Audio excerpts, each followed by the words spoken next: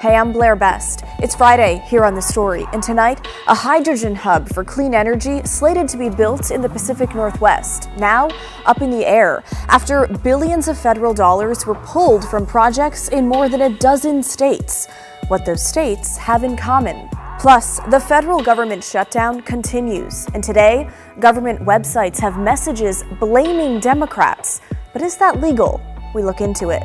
But first, the long-awaited hearing on whether or not the National Guard will be deployed to Portland wrapped up later this afternoon as political temperatures rise following a high-profile arrest outside the ICE building. It's our big story tonight. Okay, we begin with a live look at the Portland ICE building. So that is what's going on there right now on Friday evening.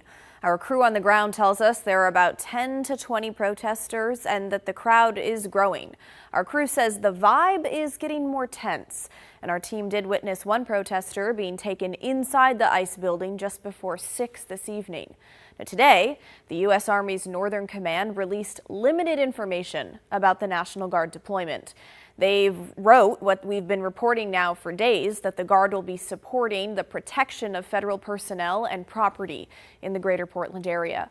But whether or not that deployment actually happens hinges on a lawsuit filed by state and city leaders, a lawsuit that had its first hearing in federal court this morning. Okay, let's bring in Kyle Aboshi. He's live outside the federal courthouse downtown where that hearing was held. Kyle, you were in court today. The most important question here, any ruling so far? We're still waiting at this hour. Late this evening, even about 5 o'clock, both the governor and attorney general put out a statement saying, please be patient while we wait for a decision on this temporary restraining order.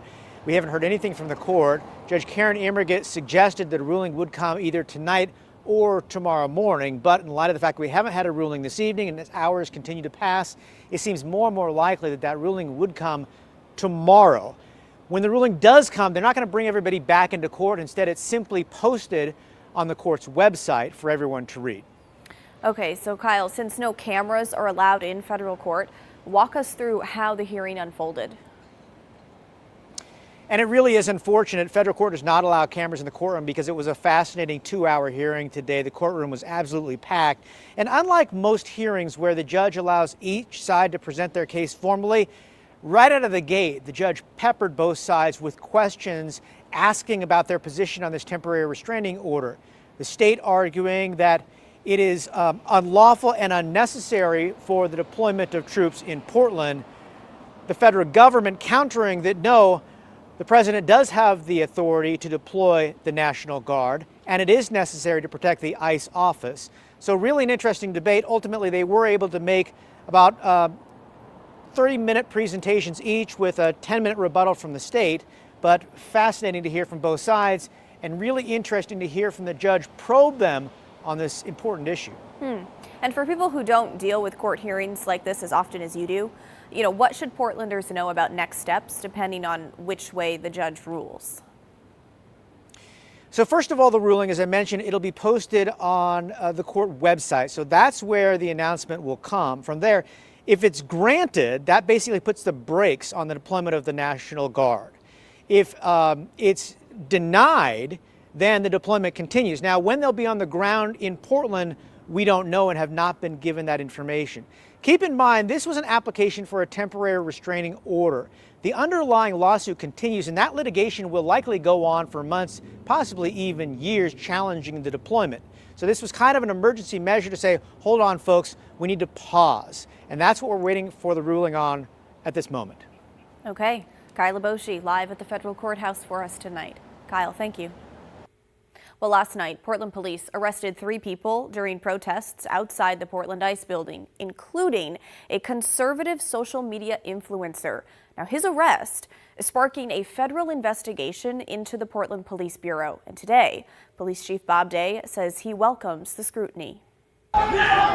Thursday night outside the Portland ICE building.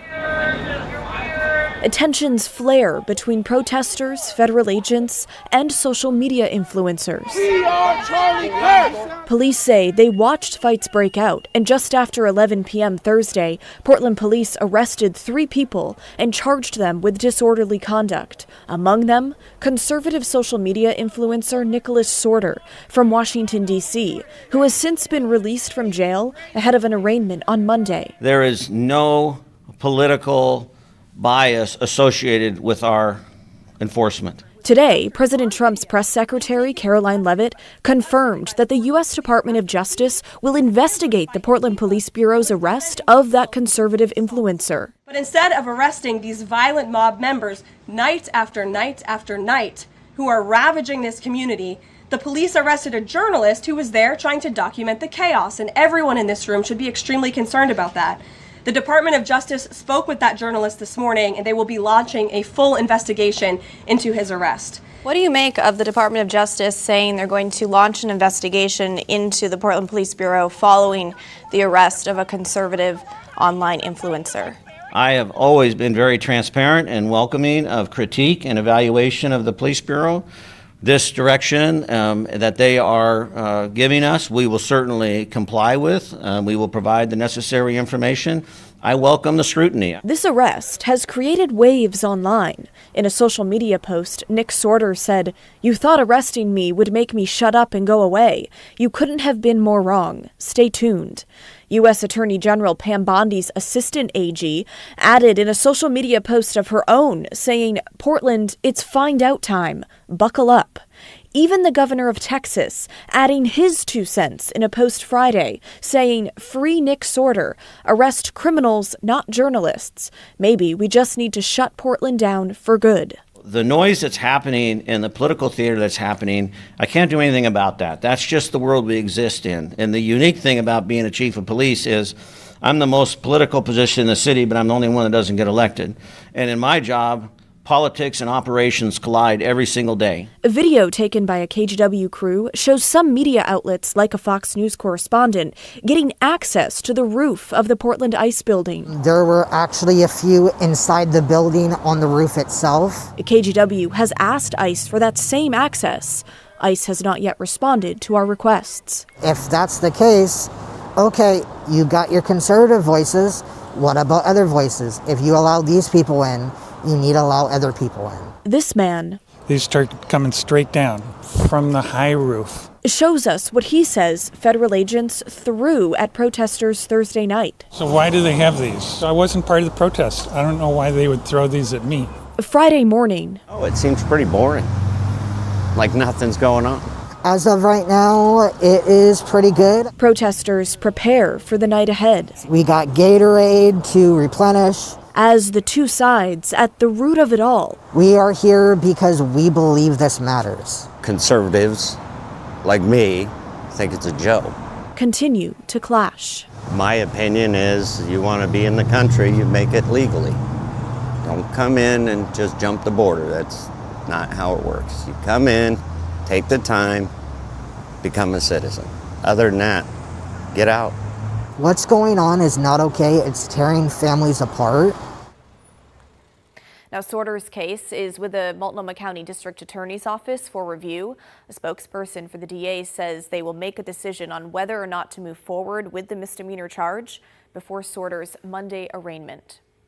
Okay, White House Press Secretary Caroline Leavitt made several comments this morning related to Portland, saying the president will end the, quote, radical left reign of terror. She also said more federal agents are being sent here, and some of the city's federal funding is now at risk. I just spoke with the president about this, and he has directed his team here at the White House to begin reviewing aid that can potentially be cut in Portland. We will not fund states that allow anarchy. There will also be an additional surge of federal resources to Portland immediately, including enhanced CBP and ICE resources.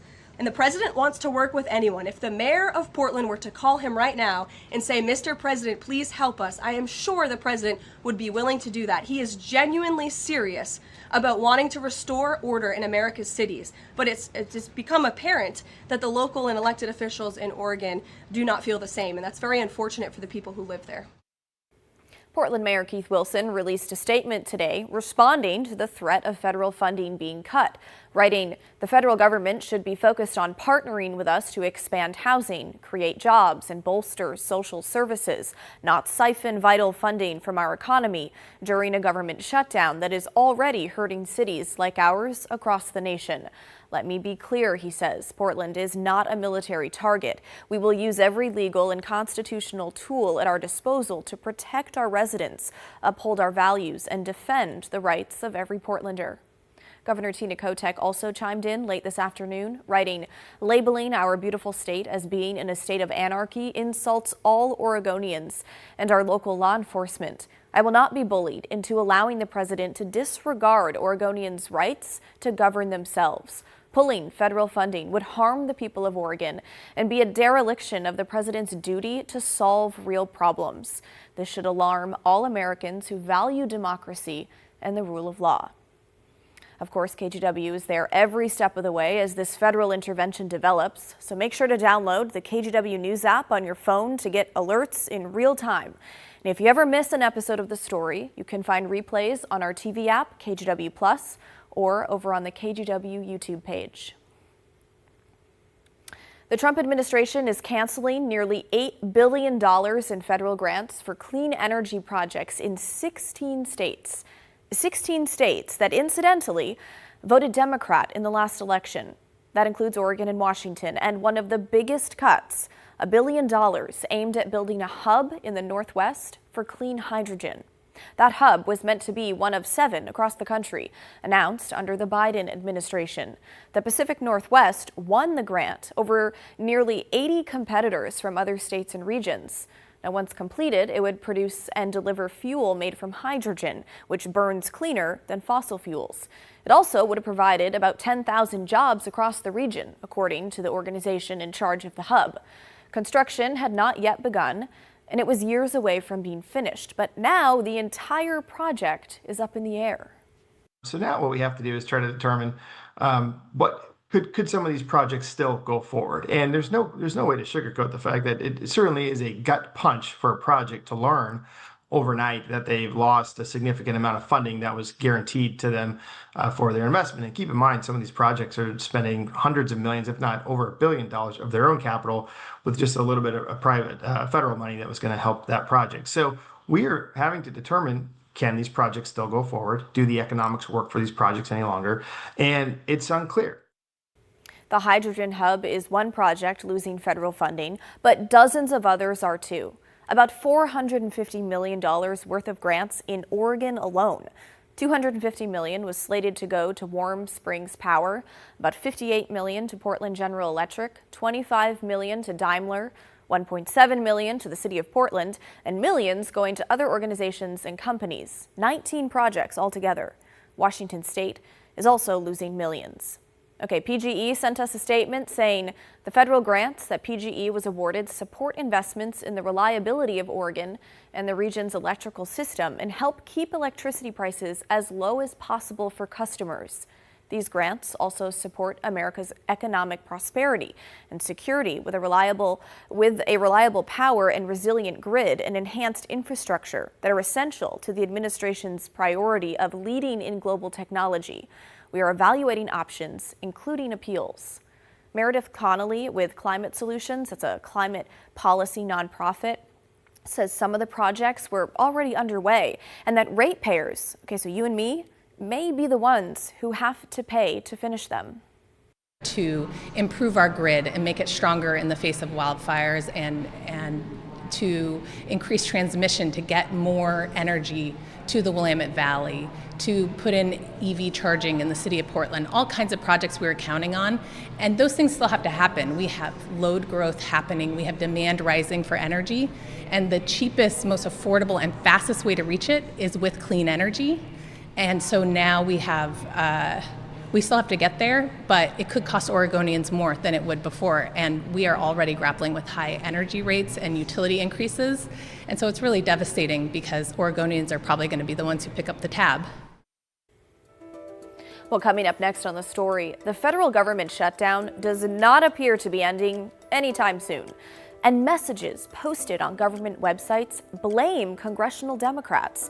But some say that blame game violates a long-standing federal law called the Hatch Act. We'll take a closer look when the story returns.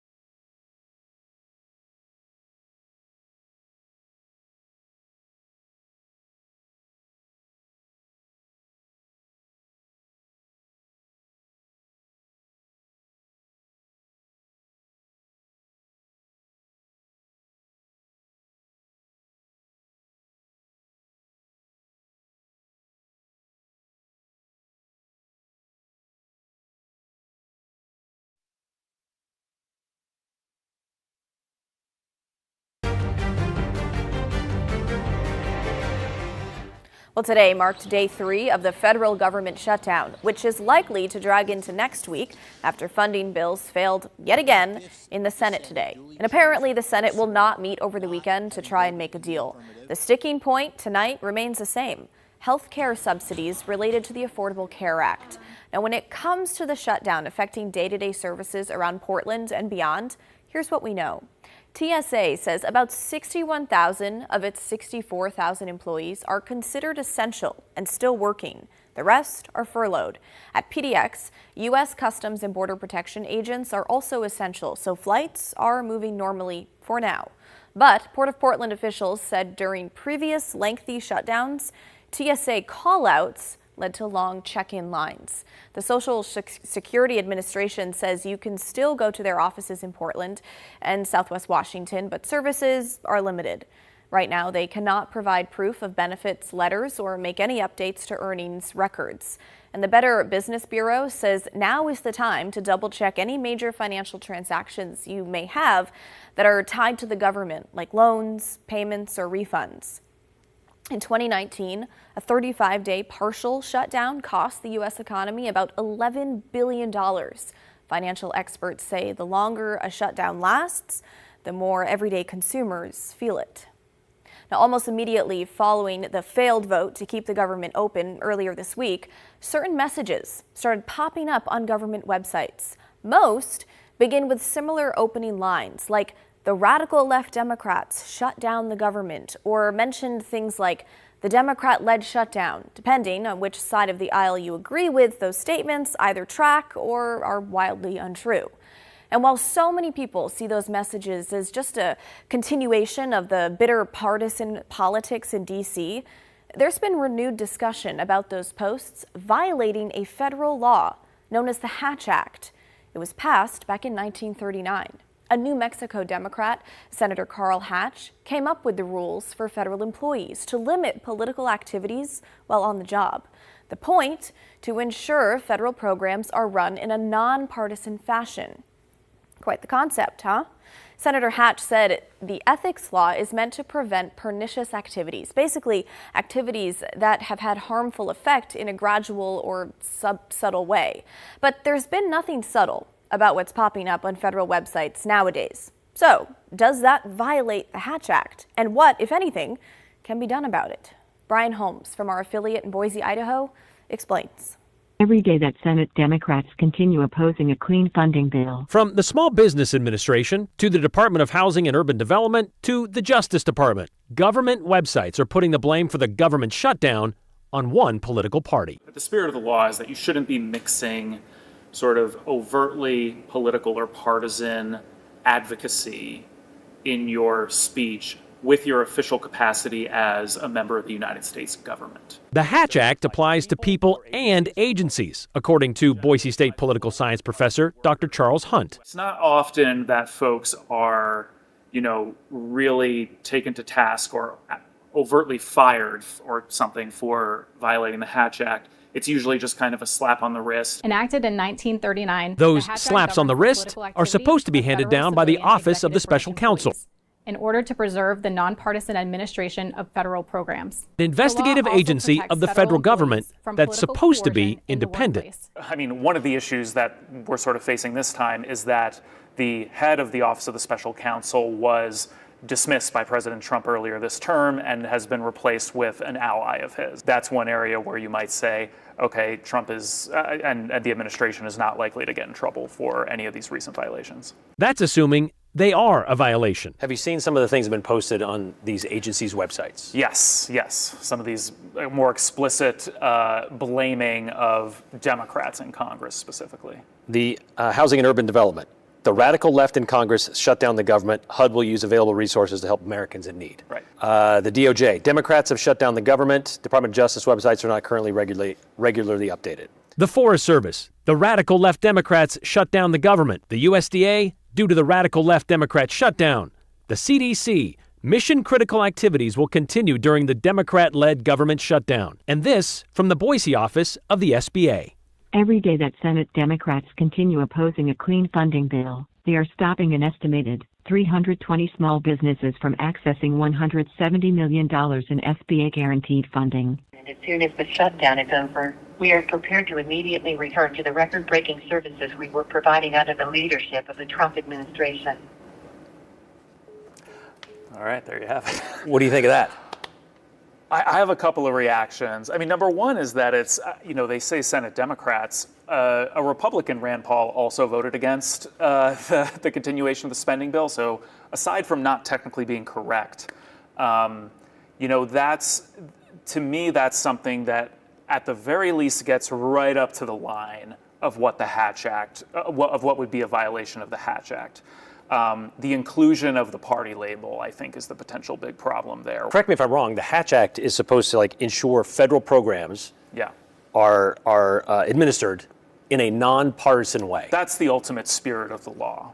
Part of the purpose of it is to instill trust that the government is serving all Americans equally and that they are seeing the entirety of the country as their constituency. If you put out a message like that, it is not likely to instill confidence among Americans who, say, don't support Donald Trump, that the SBA is going to be looking out for their interests, right? And so that's another purpose of the law, is to make sure that Americans feel that trust from the federal government. Okay, it's worth noting that several national news sources have reported the SBA and the Department of Labor issued suggested out-of-office reply emails for furloughed employees that put the blame of the shutdown on Senate Democrats. NBC News reports Department of Education employees had their automatic email replies manipulated without their permission to blame Democrats. A Hatch Act complaint has been filed this week by watchdog group Public Citizen, but as you heard Dr. Hunt say, any investigation or prosecution is at the discretion of the Office of Special Counsel. Hatch Act violations have been issued a few times over the past few administrations. President Biden's press secretary received a warning. And the Office of Special Counsel recommended Kellyanne Conway be fired during Trump's first term for violating the Hatch Act dozens of times. Keep it here. We're back right after this.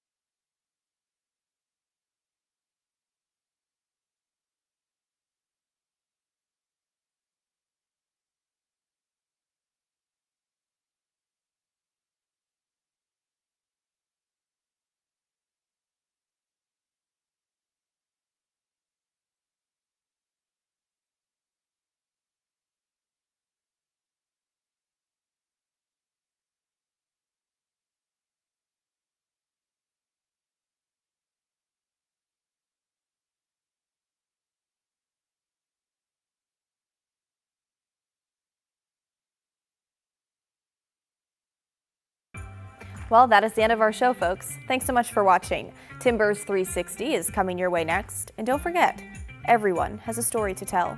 If you ever miss an episode of The Story at 6:30, we re-air it at 8:30 and 10:30 on our TV app, KGW+, which you can get for free right now on Roku, Apple TV, and Fire TV. In the meantime, have a great weekend. I'll see you right back here Monday night at 6:30.